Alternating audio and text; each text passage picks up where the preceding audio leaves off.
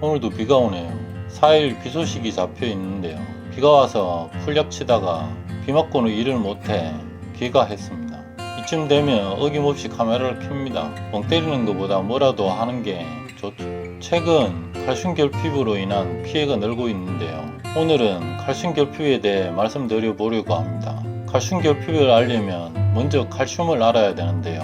칼슘은 식물의 4대 영양소로 인산 다음으로 많은 양이 필요합니다. 어떤 이는 질소 다음으로, 그러니까 질소, 칼슘, 가리, 인산 순으로 두 번째 영양소라고도 합니다. 칼슘은 칼륨, 그러니까 가리, 마그네슘과 기량작용을 합니다. 토양 속 가리와 마그네슘이 많으면 칼슘이 결핍될 수 있습니다. 그렇지만 풍소하는 찰떡궁합이라 혼용하면 이동에 도움이 됩니다. 그리고 인산 또는 유황과 반응하여 불용화됩니다. 그래서 수용성인 칼슘은 인산 또는 황과 만나면 응고되어 못쓰게 됩니다.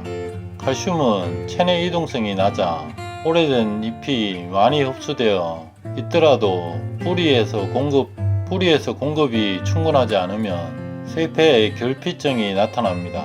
또한 기온이 높아 건조하거나 저온 다습한 경우에도 뿌리의 활력이 저하되어 결핍 증상이 나타날 수 있습니다.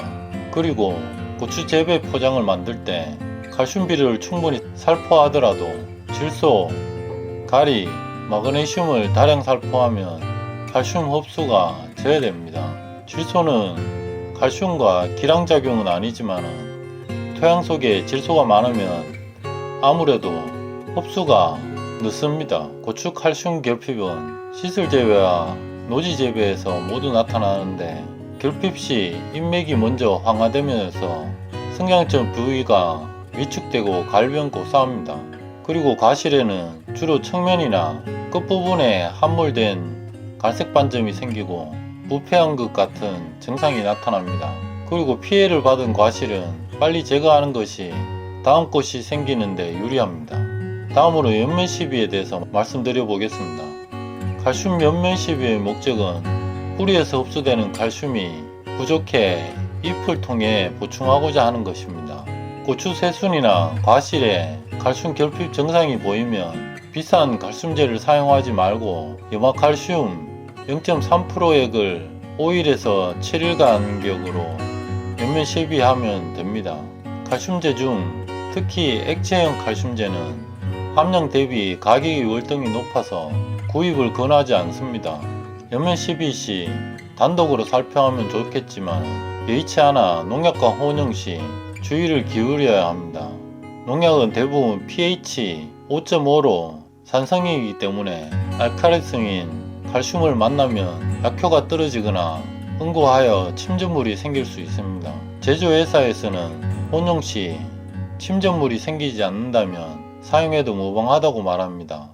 새로운 약재 사용 시 투명한 용기에 소량을 혼합하여 침전물이 생기는지 확인 후 사용하는 것을 권합니다. 칼슘의 이동성에 대해서 말씀드려 보겠습니다. 어떤 학자는 잎에 칼슘이 많아도 과실에 칼슘 결핍이 생길 수 있다고 합니다. 이는 연면시비가 효과가 없거나 미비하다는 주장을 하는 것입니다. 이를 알기 위해서는 물관과 체관에 대해서 알아야 되는데요. 물관은 뿌리에서 흡수한 양분과 물이 줄기, 잎, 열매로 보내지게 되는데요. 이동관이 넓어 속이 뻥 뚫려 있습니다. 체관은 잎에서 만들어진 양분을 뿌리, 줄기, 열매로 보내집니다. 대나무 속처럼 칸칸이 나뉘어져 있는데 다른 양분과 달리 칼슘은 덩치가 커서 이 칸들을 잘 통과하지 못합니다. 게다가 칼슘은 이 칸막이를 구성하는 성분 중 하나인 인산과 반응하여 불용성으로 변합니다. 그래서 더더욱 이동이 안됩니다. 따라서 칼슘은 타 양분들과 달리 잎으로 주더라도 체관을 통해 식물체 여기저기로 이동하지 못하고 모자라는 곳으로 알아서 보충되지도 않습니다. 칼슘은 어디까지나 뿌리에서 차곡차곡 쌓아 올리는 양분입니다. 그래서 그 칼슘 결핍 증상은 항상 잎끝, 과실 끝에 나타납니다. 하지만 많은 분들이 칼슘 결핍이 오면 대응할 수 있는 것이 연면시비 뿐이니 농약에 칼슘을 혼용하는 것입니다. 이에 대해 더 자세한 말씀을 드리면 너무 길어지므로 요약하겠습니다. 칼슘 연면시비는 기대만큼 효과가 많지 않습니다. 그러나 안 하는 것보다는 낫습니다. 어차피 농약 치는 수고로움에 칼슘을 첨가하는 것이니 섞어 치라 말씀드립니다.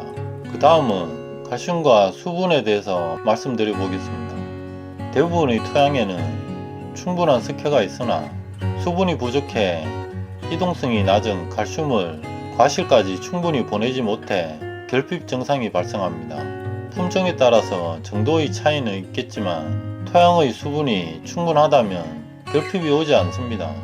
이러하니 토양이 건조하지 않도록 관수에 신경 쓰셔야 합니다. 반대로 배수가 되지 않거나 수분이 과하면 습해로 인한 뿌리 기능 저하가 돼서 칼슘 흡수가 저해될 수 있습니다.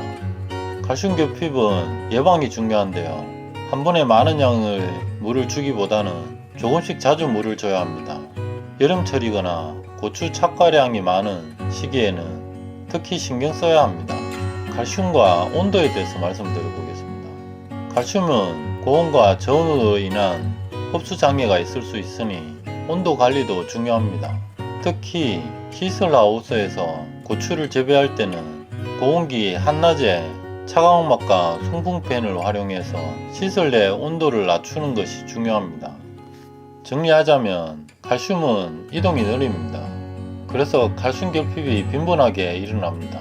이 칼슘 결핍은 뿌리에서 차곡차곡 쌓아 올려야 됩니다.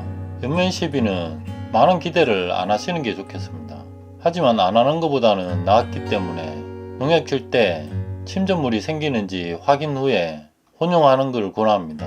이로써 한티째 농부가 아는 칼슘 결핍에 대해서 말씀드려 보았습니다. 시청해 주셔서 감사합니다.